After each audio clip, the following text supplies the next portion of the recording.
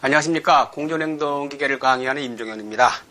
이 시간은 우리가 기계연력학이요. 기계연력학에 대해서 여러분과 함께 이제 알아보겠는데요. 이 기계연력학 과목은 우리가 준비하는 공존행동기계에 있어가지고 상당히 중요한 부분입니다. 굉장히 기초가 되면서도 중요한 부분이기 때문에 여러분께서 관심을 가지고 좀 들어주셔야 됩니다.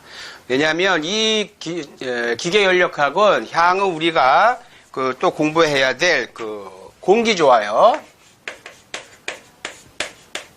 공기조화하고 냉동에 있어서, 냉동공학에 있어가지고, 이 공기조화에서의 부하계산이요. 부하계산이라는 게 있는데, 여기에, 이 부하계산을 하려면 꼭 알아야 되는 그러한 그 내용들이 이제 기계연력학에 포함이 되어 있고요.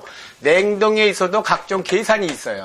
각종 계산하는 그 내용이 있는데, 이러한 계산을 하려면은 반드시 이 기계연력학에 나오는 기계연력학을 잘 이해를 하셔야 됩니다.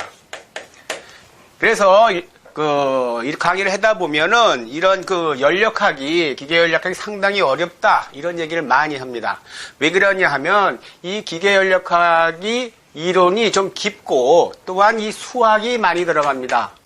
수학 중에서도 이 미분적분이요.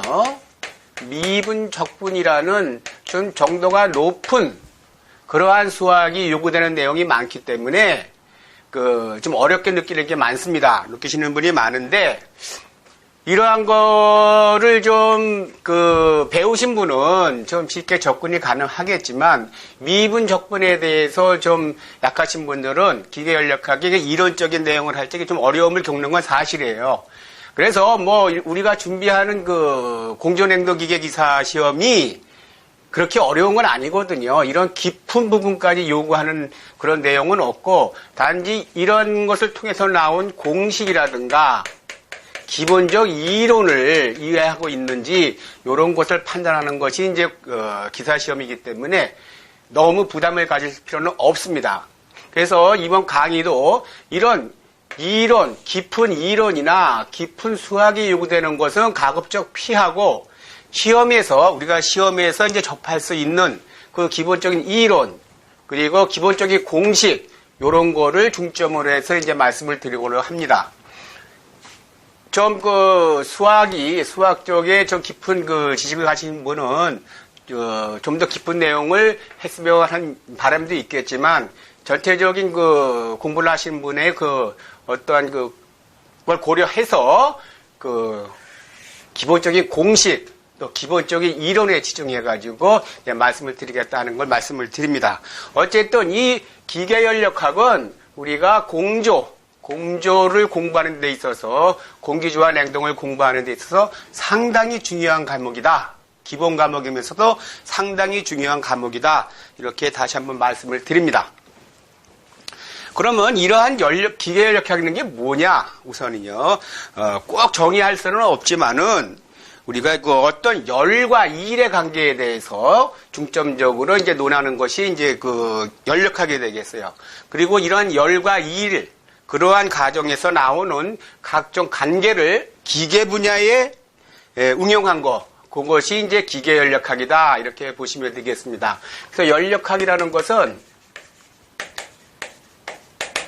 우리가 일과 열, 이 관계를 이용해서 각종 문제를 풀어가는 그러한 게 연력학인데, 이 연력학의 이론에 기계라는 것을 접목을 해서 나온 것이 기계연력학이다.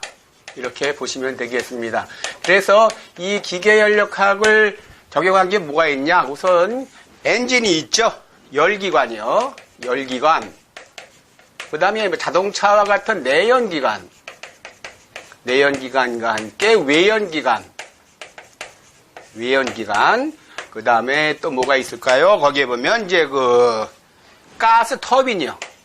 가스로서 터빈을 돌려서 동력을 발생하는 가스 터빈, 그러면 공기 압축기 등등, 이런 것이 대표적인 기계연력학을 응용한 그러한 기기가 되겠다. 이렇게 보시면 되겠습니다.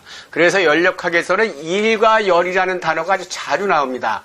이것을 이제 에너지라고 이제 칭하는데, 이 에너지에 집중해가지고 관심을 가지고 접근하는 것이 연력학. 그것을 이 연력학을 기계 분야에 응용한 것이 기계연력학이다. 이렇게 보시면 되겠습니다. 그래서 기계연력학과 관계된 시스템을 본다면 열기관이요. 각종 열기관, 내연기관, 그 다음에 외연기관, 가스터빈, 공기압축기 이런 것이 있다. 이렇게 보시면 되겠습니다.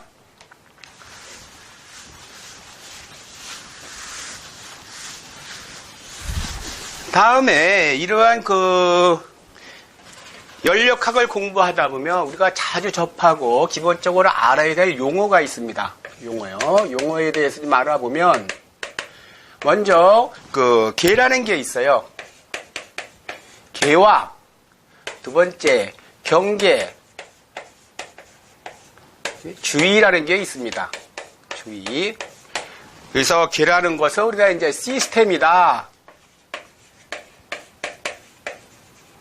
경계는 바운더리다. 바운더리. 주의는 서라운딩.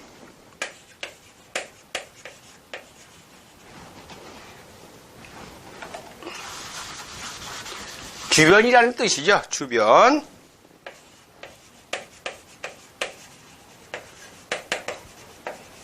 이렇게.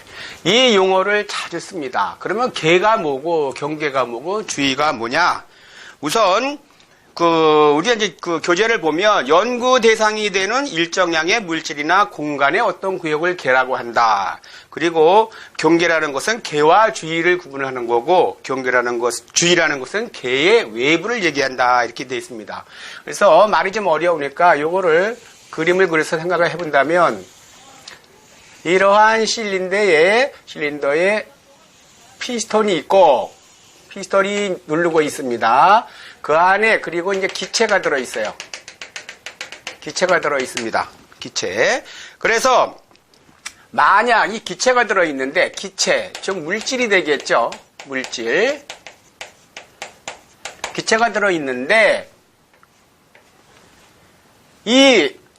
피스톤을 누르면은 압축이 되겠죠. 피스톤을 누르면은 이 기체가 압축이 될 거예요. 피스톤이 이렇게 내려오게 되면은 체적이 줄면서 압축이 되겠죠. 이렇게. 그때 또 아니면 팽창을 하면 팽창하면 이게 늘어나겠죠. 공간이. 이런 것과 같이 거기 압축을 하면 이 기체의 온도, 압력, 밀도, 이러한 기체의 성질이 이제 바뀌게 되겠죠. 또 팽창을 하게 되면, 압축을 하는 게 아니고 팽창을 하게 되면, 이게 이제 압축을 하면 온도가 올라가고, 압력도 올라가고, 밀도도 커질 겁니다. 그렇죠. 압축을 할 경우. 근데 팽창을 했다. 팽창을 하면 온도가 내려가고 압력도 내려가고 밀도도 내려갈 겁니다. 이와 같이 우리가 관심을 갖는 부분이 실린더 안의 기체잖아요. 기체의 성질이 어떻게 변하느냐, 상태량이 어떻게 변하느냐 하는 대상이 이 기체예요. 기체. 그리고 또 이 기체가 들어있는 이 공간이요. 이 공간. 이 피스톤과 이 피스톤 헤드와 이 실린더 외벽으로 둘러싸인 이 공간이죠. 아무데나 있는 기체가 아니고 요 공간으로 구획된 구역 내에 있는 기체가 온도가 어떻게 변하느냐, 압력이 어떻게 변하느냐, 밀도가 어떻게 변하느냐 하는 관심의 대상이 되는 거예요. 그래서 우리가 관심의 대상이 되는 거 보면 요 공간이 있죠. 공간. 그리고 공간에 들어있는 기체 또는 기체가 들어있는 공간 요것이 우리가 이제 관심을 갖는 부분이 돼요. 이와 같이 우리가 관심을 갖는 물질 또는 공간 그것을 우리가 계라 그럽니다. 계. 그래서 여기서 계는 뭐예요? 여기서 보면 물질이죠.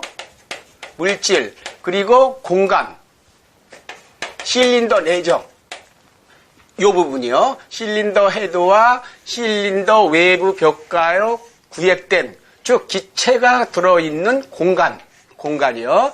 요것이 우리가 관심을 갖는 개다 이렇게 생각하시면 됩니다. 이 공간, 가스와 물질과 공간, 요것을 우리가 개라 그런다. 그 다음에 그러면 주위는 뭐냐? 주위는 이 공간 외부의 구역이요. 공간 외. 그러니까 쉽게 얘기하면 여기서 이쪽 부분이요. 이쪽 부분들 우리가 갖는 개 외부, 개의 외부요. 개의 외부. 요게 우리가 개잖아요. 요것이 개인데 이 안에 있는 공간하고 이 물질이 개인데 이 개 외부에 있는 물질, 공간 이것을 우리가 개의 주위라고 그러는 거예요. 주위. 이거를 주위라고 한다. 주위. 그러면 경계란 뭐냐? 경계는 말 그대로 경계죠. 이 주위와 이 개의 구분, 개와 주위를 구분하는 뭐랄까요? 구분이요. 구분. 개와 주위를 구분하는 거. 요선이죠. 요거. 외벽, 실린더 외벽선이요. 외선. 요거를 우리가 경계라고 한다. 이렇게 보시면 되겠습니다. 그리고 우리가 여기서 이 기체, 물질을 다른 말로 동작물질이라 그래요. 동작물질.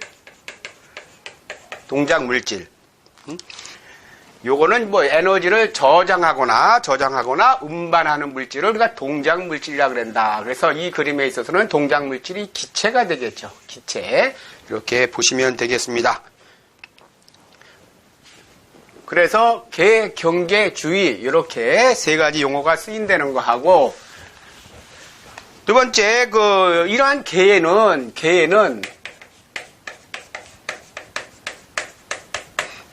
세 가지 종류가 있어요. 네 가지가요.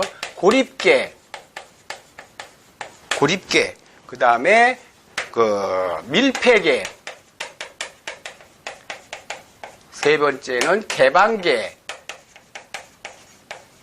네 번째는 이제 단열계 이렇게 되어 있습니다. 이렇게 크게 네 가지로 나누는데 고립계라는 건 뭐냐? 고립계라는 것은 이런 개에 있어가지고 이 그림을 보면 이러한 개에 이렇게 지금 이제 실린더가 막고 있습니다. 실린더가 막고 있어요.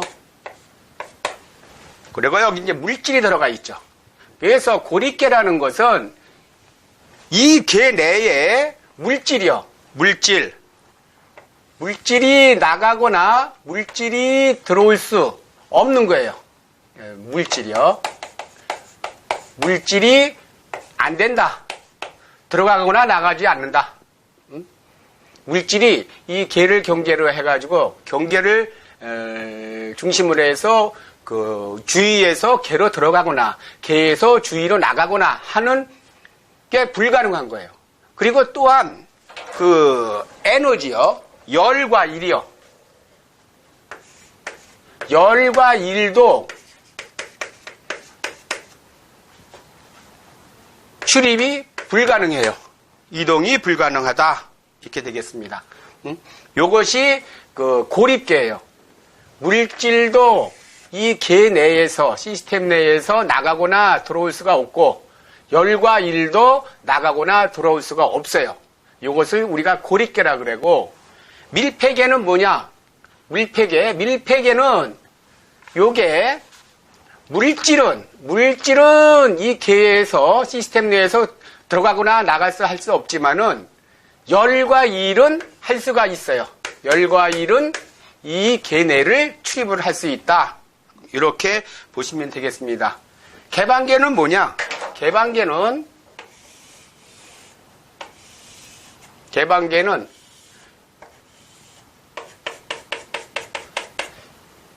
이 경계에 이렇게 열려갖고 경계가 일부 열려서 이쪽으로 물질이 이동을 할 수 있어요. 또 이렇게 들어올 수도 있습니다. 그래서 물질의 이동이 가능해요. 물질이 들어가거나 나가는 게 가능합니다. 그리고 또한 열과 일도 들어가거나 나가는 게 가능합니다. 열과 일도. 이걸도 S. 물질 이동도 S예요. S. 이렇게. 요거를 우리가 개방계라 그럽니다. 개방계. 그러니까 여기 보면 고립계하고 정반대죠. 고립계는 이 구멍 같은 게 없어갖고 완전히 물질도 이동이 불가능하고 열과 일도 불가능했었는데 이 개방계는 고립계하고 반대로 물질이 이동도 가능하고 계 내를 들어가거나 나갈 수가 있고 열과 일도 이 계 내로 들어가거나 나올 수가 있다. 그렇게 되겠습니다. 근데 단열계는 뭐냐? 단열계는 이러한 그 밀폐계에 있어갖고 밀폐계에 있어서 일은 들고 날 수가 있어요. 일은 들고 날 수가 있는데 열은 안 돼요. 열은 들고 날 수 없어요. 열은 이동이 안 돼요. 그것이 단열계입니다. 단열계. 이렇게 써보면 이 그림을 보시면 잘 이해가 되시니까 그거 보시면 되겠습니다. 이렇게 해서 계는 고립계, 밀폐계, 개방계, 단열계 네 가지가 있다. 근데 고립계란 뭐냐? 고립계라는 것은 이 계 내부로 물질이 들어가거나 또는 계 외부로 나갈 수가 없어요. 또한 열과 일도 들어가거나 나갈 수가 없는 거. 그것을 완전히 고립계라고 합니다. 고립계.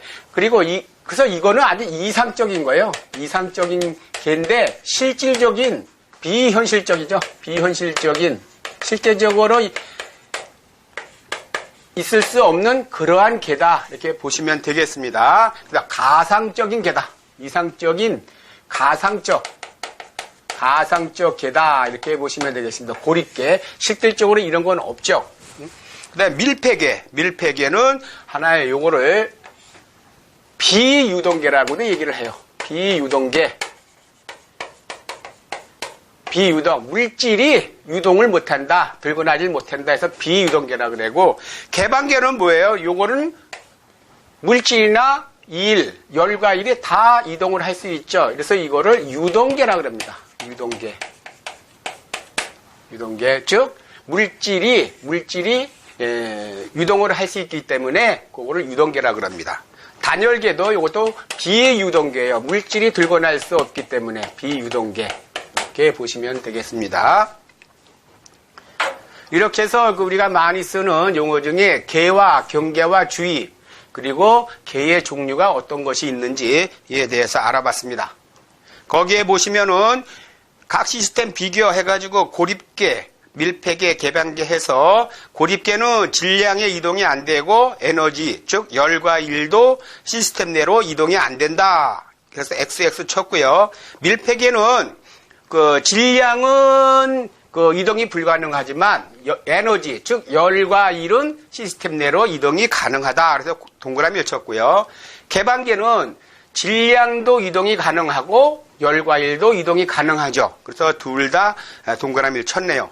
이렇게 해서 이제 각 시스템 비교표가 그 교재에 나와 있습니다. 다음에는 이제 그 과정과 사이클이라는 얘기가 있어요. 과정,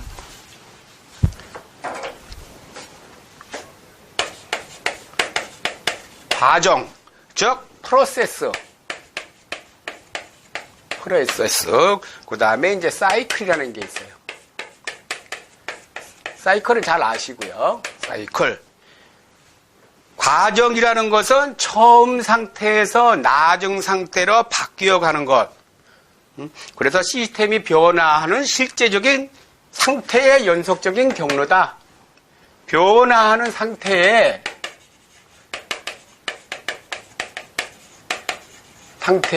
연속적 경로.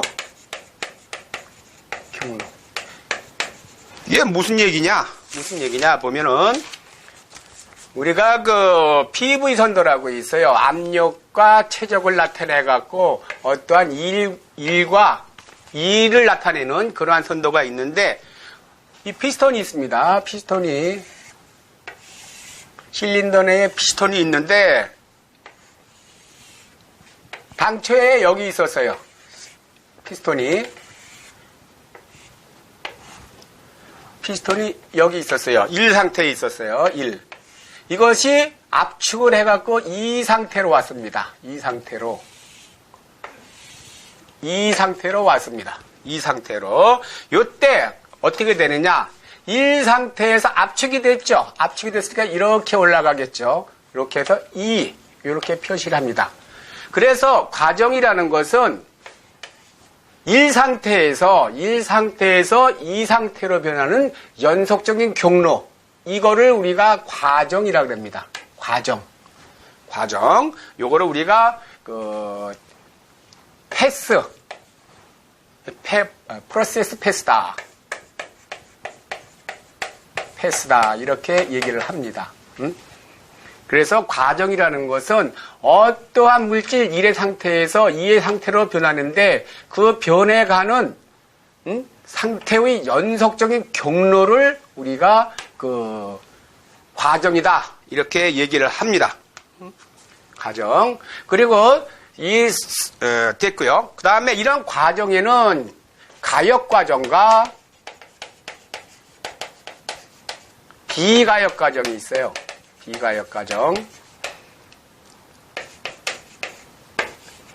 가역 과정이라는 것은 여기서 피스톤에 힘을 가해가지고 이쪽으로 압축을 했죠. 압축을 해서 1에서 2로 왔어요. 그렇다면 이 압축력 F를 제거해버렸다. 제거했을 때 그대로 이것이 2번에서 1번으로 그대로 돌아왔을 때, 그대로 가정을 통해서 돌아왔을 때, 요거를 우리가 가역과정이라 그래요. 가역과정. 비가역과정이란 뭐냐?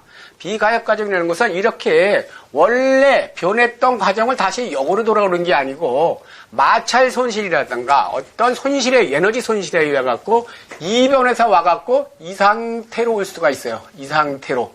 그래서 여기 그냥 1 상태에서 끝나든가, 다시 1 상태로 오는데 어떠한 과정을 거쳐서 이렇게 해서 1로 왔다든가 이런 식으로 해서 애당초에 변해갔던 1에서 2번으로 갔던 과정이 아니고 2에서 1- 또는 1-2-로 이런 과정으로 변한 과정으로 돌아올 때 그거를 우리가 비가역 과정이다 이렇게 얘기를 합니다. 왜냐하면 모든 물질에 있어서는 손실이 발생을 하죠. 마찰이라든가 어떤 요인에 의한 에너지 손실 때문에 처음에 갔던 과정을 다시 돌아오지는 못합니다. 돌아오더라도 다른 방향으로, 다른 과정을 통해서 돌아오게 되는데 일반적으로 그것은 비가역 과정입니다. 그것을. 그래서 가역 과정인 것은 실제적이지 못해요. 실제는 아니고 비가역장이 이제 실체죠. 실제 일어나는 일이 되는 겁니다. 그래서 이렇게 해서 이제 과정에 대한 설명이 되었고요. 이러한 과정에는 우리가 이제 앞으로 이제 배우겠지만 여러 가지 종류가 있어요. 과정에는 과정을 보면은요, 거기에 압력이 최적이 일정한 상태에서 과정이 일어나는 등적 과정. 이 과정이 일어나는 동안에 최적이 일정하게 이제는 등적 과정, 요거를 정적 과정이라고 합니다. 정적 과정. 요건 뭐냐? 최적의 과정이 일어나는 동안 최적의 변화가 없다. 즉 V 이꼬르 C다. V가 일정한 거다. 최적이. 두 번째는 뭐예요? 등압이 있습니다. 등압 과정. 이것은 정압 과정이라고도 얘기를 해요. 이것은 압력의 변화가 없어요. 곧 압력은 콘스탄트, 일정하다. 그 얘기가 됐고, 다음에는 등원 과정이 있습니다. 등원 과정. 이것은 다른 말로 정원 과정이라 그럽니다. 정원 과정. 이것은 dT가 온도의 변화가 없다는 얘기예요. 과정 중에. 그래서 T는 일정하다. 그런 얘기가 되겠고, 그 다음에 이제 단열 과정이에요. 단열 과정. 이것은 dQ는 제로입니다. 이 과정이 진행되는 동안에 열량의 변화가 없다. 열의 출입이 없다. 열의 출입이 없는 거. 그거를 단열 과정. 그 다음에 이제 정상 유동 과정과 준평형 완전 평형이 아닌 준평형 과정이 있습니다. 그러니까 이렇게 해서 그 과정에는 이 6가지 정도 이렇게 해서 구분이 된다 이렇게 보시고요. 그러면 사이클이라는 게 뭐냐? 사이클. 사이클은 사이클이라는 것은 어떤 개가 변화를 하는데 1 상태에서 1에서 2를 거쳐서 3을 거쳐서 4를 변했어요. 이렇게 1, 2, 3, 4 1, 2, 3, 4 이런 과정을 통해서 이제 변화를 했습니다. 그런데 사이클이라는 것은 1번에서 시작한 과정이 이 과정, 여러 개의 과정을 거쳐서 다시 1번으로 돌아왔을 때 요거를 우리가 사이클이라고 합니다. 사이클. 시작한 점으로 1에서 시작해서 쭉 시작점에서 여러 가지 과정을 거쳐갖고 다시 시작점으로 돌아왔을 때 요거를 우리가 사이클이라고 합니다. 사이클. 이것이 이렇게 오질 않고 4번에서 끝났다거나 아니면 3번에서 끝났다거나 아니면 4번이 여기로 5번에서 끝났다. 이건 사이클이 아니에요. 사이클이라는 것은 반드시 시작점으로 돌아오는 거예요. 그러니까 시작점하고 최종점하고 같을 때 우리는 그것을 사이클이라고 합니다. 사이클. 그리고 여기서 이 그림에서 1, 2, 3, 4 이런 걸 우리가 상태점이라 그래요. 상태점이라 그러고 이거 1에서 2번에 가는 것을 과정 1, 2다 이렇게 얘기를 합니다. 그다음 뭐 2에서 3 가는 거 이런 것을 다 과정이라 그래요. 과정 2에서 3이다 이런 식으로. 이것은 과정이 하나, 둘, 셋, 4개 과정으로 이루어진 하나의 사이클이죠.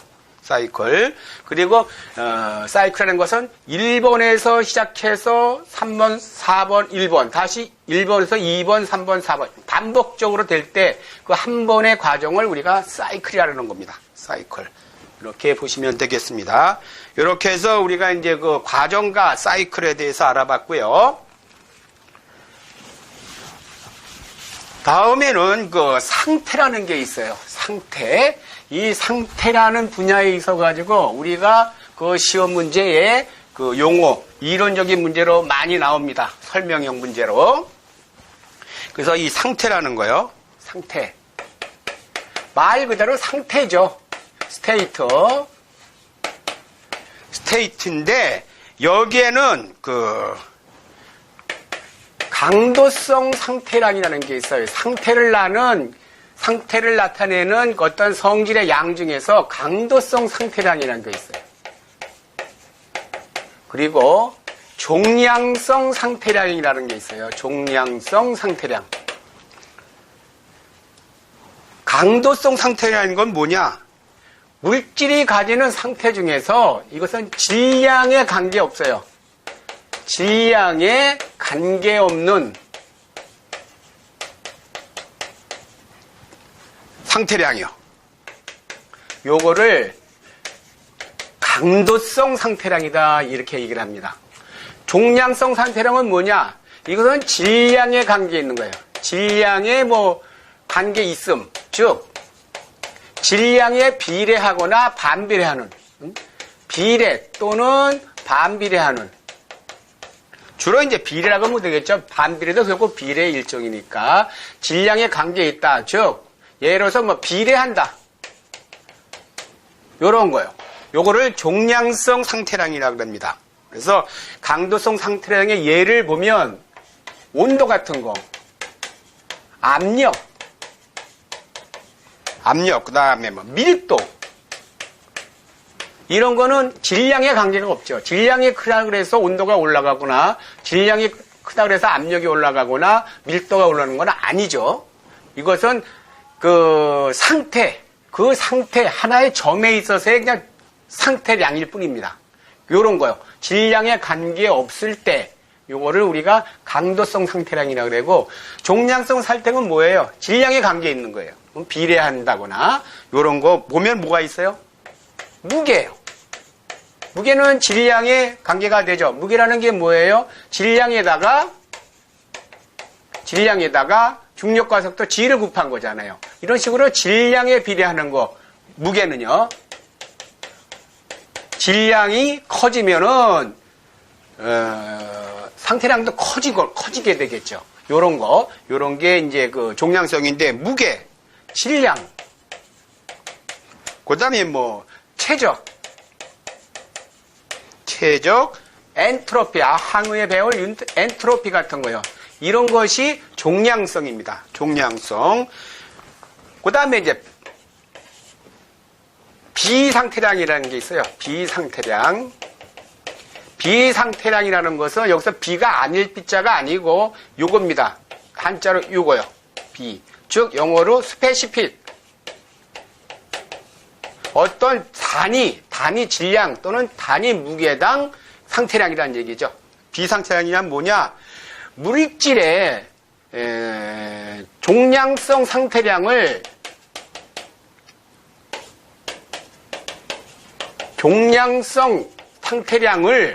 이 종량성 상태량이 질량에 관계되어 있잖아요. 이거를 질량으로 나누면 이것이 비상태량이 되는 겁니다. 비상태량이라는 것은 스페식을 어떤 그 단위, 기준 단위에 대한 상태량이에요. 그래서 종량성 상태량, 즉 질량에 비례하는 그 종량성 상태량을 그 물체의 질량으로 나누면 그것이 그 비상태량이 되는데, 요것은 꼭 뭐예요? 요것은 뭐하고 같아요? 결국 비상태량은 하나의 강도성 상태량이 되는 거죠. 강도성 상태량. 그래서 이거 보면 비엔탈피다. 비엔탈피의 단위가 뭐예요? 이거는 킬로칼로리 퍼 킬로그램. 단위 중량에 대한 열량이다. 이런 식으로 단위 중량이니까 결국은 질량에 관계되지 않는 거고 단위 질량에 해당되는 거예요. 비상태량은. 그래서 비엔탈피. 그 다음에 비체적 같은 거요. 비체적은 어떻게 해요? 이거는 메타 삼승 퍼 킬로그램. 이런 식으로 단위 중량에 대한 체적이다. 그래서 그걸 그러니까 아닐 비자가 아니고 요거 비례한다는 거. 요거로 쓰시면 되겠습니다. 그래서 이 비상태량은 결국은 강도성 상태량이 하나다. 이렇게 보시면 되겠습니다. 이렇게 해서 이제 그 상태에 대해서 요거 상당히 중요합니다. 요거요, 상태. 여기에서 상도성 상태량, 종량성 상태량을 구분하는 거. 요거 좀 잘 기억을 하세요. 요런 거 잘 기억을 하셔야 됩니다. 근데 이거 추가해서 이제 비상태량도 해서 요게 시험 문제에 잘 나옵니다. 요게. 그리고 실질적으로 연력학을 공부하는 데 있어서도 중요한 개념이기 때문에 여러분께서 꼭 기억을 해 주셔야 되겠습니다. 다음에 이제 그 상태함수라는 게 있어요. 상태함수. 상태함수가 있고 경로함수라는 게 있어요.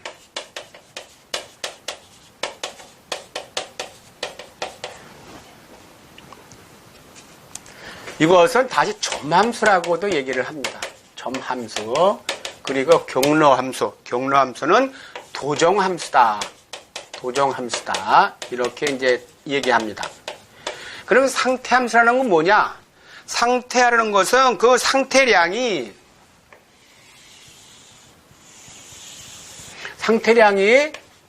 압력과 최적선도에서 1상태에서 2상태로 변했어요. 이렇게 1상태에서 2상태로 변했을 적에 그러면 여기에 이제 압력 이게 P1이 되고 V1이 되겠죠. 여기는 P2, V2가 되겠네요. 그렇죠? 그러면 상태함수라는 것은 최종점 1상태점하고 2상태점에 대한 최종 상태점하고 최초 상태점하고 최종 상태점에만 관련되는 거. 그러니까 처음 상태와 최종 상태에 따라서만 좌우되는 함수를 상대함수라고 합니다. 그러니까 최종 상태점 요거만 관계되는 거.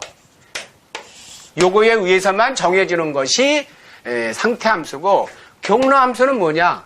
경로함수는 우리가 1번에서 이런 과정이 이런 식으로도 나와서 2번으로도 갈 수 있고, 이런 식으로 해서도 갈 수 있고요. 또는 뭐 이런 식으로 해서도 갖고 그래요. 그렇죠? 이런 것처럼 이 가는 1점, 최저점 1점하고 2점은 같지만 가는 1점에서 2점까지 가는 이 과정에 따라서 값이 달라지는 것. 이런 식으로 간다거나 이런 식으로 간다거나 이런 식으로 가서 이때마다 값이 다 달라지는 거. 경로.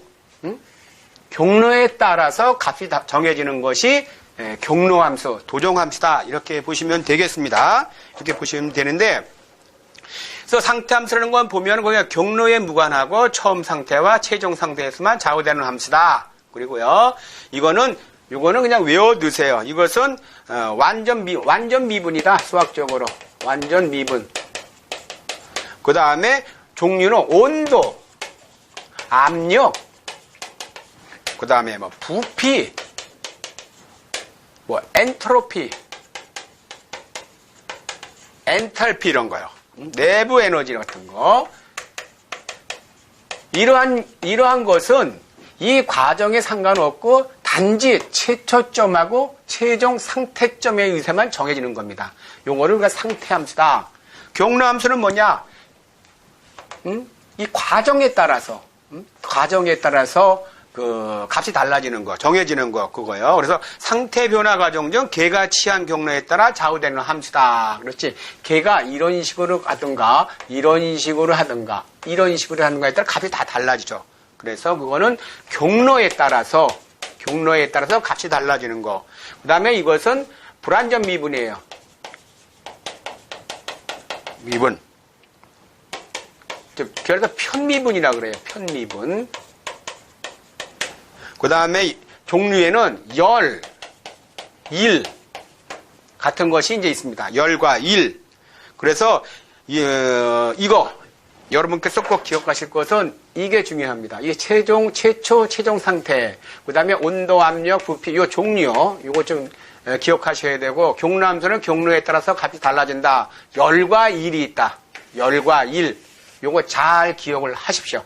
이거 아주 시험에 자주 나오는 그러한 얘기가 되겠습니다. 요거요. 요 구분하는 거요. 이렇게 해서 그 상태에 대해서 알아봤습니다. 상태. 그래서 이 시간에는 그 연력학의 기초사항으로 해가지고 연력학이란 무엇이냐? 연력학 기본적인 개념이 뭐냐? 꼭 정의된 것은 없지만은 우리가 일반적으로 얘기할 때 연력학은 이런 것이다 하는 얘기를 했고요. 두 번째, 이러한 연력학에서 우리가 많이 쓰는 용어, 개, 경계, 주의. 개, 경계, 주의. 이거에 대한 의미를 얘기했습니다. 다음에 개의 종류에는 네 가지가 있었죠. 네 가지가 있는데 이게 뭐냐? 고립개가 있고, 그 다음에 밀폐개가 있고, 개방개가 있고, 단열개가 있다. 해서 네 가지가 있었고요. 그 다음에 그 그림으로 이제 그걸 표시를 해봤죠. 그다음에 과정과 사이클이라는 게 있었어요. 과정과 사이클. 과정이라는 것은 하나의 프로세스다. 프로세스. 뭐 사이클은 잘 아시다시피 이 과정이 처음 상태로 시작점으로 다시 돌아왔을 때 사이클이라 그런다. 반드시 처음 시점으로 돌아와야 됩니다. 사이클은 이렇게 되겠고요. 그리고 프로세스는 과정은 그 상태 변화가 연속적으로 이루어지는 그 경로다. 이렇게 보시면 되겠습니다. 그 다음에 이 과정에는 가역 과정이 있고 비가역 과정이 있다. 요거 이제 말씀드렸죠. 가역 과정이 있고 비가역 과정이 있다. 간 길을 그대로 돌아오면 가역. 간 길이 아니고 일부라도 변해서 다른 길로 왔다면 그것은 비가역이다. 이렇게 보시면 되겠습니다. 그리고 이제 과정이요. 과정에는 뭐 등원 과정, 등적 과정, 등합 과정, 등원 과정, 단열 과정 뭐 이런 게 있다는 거 그것도 좀 기억을 하셔야 되고요. 다음에 상태요. 상태라는 걸 얘기했죠. 상태. 스테이트다. 스테이트. 여기에는 그 강도성 상태량. 상태량에는 강도성 상태량이 있고 종량성 상태량이 있었다. 이 얘기를 말씀을 드렸습니다. 강도성이라는 것은 상태량이 그 질량에 관계없는 것. 종량성은 질량에 관계 있는 거. 요거를 얘기했습니다. 거기에 이제 추가로 비상태량이라는 게 있었죠. 비상태량 요것도 하나의 강도성 상태량이다. 이렇게 말씀을 드렸습니다. 그 강도성 상태량의 종류, 종량성 상태량의 종류, 그다음 비상태량의 종류, 요거 중요하다 그랬습니다. 다음에 함수에는 상태함수하고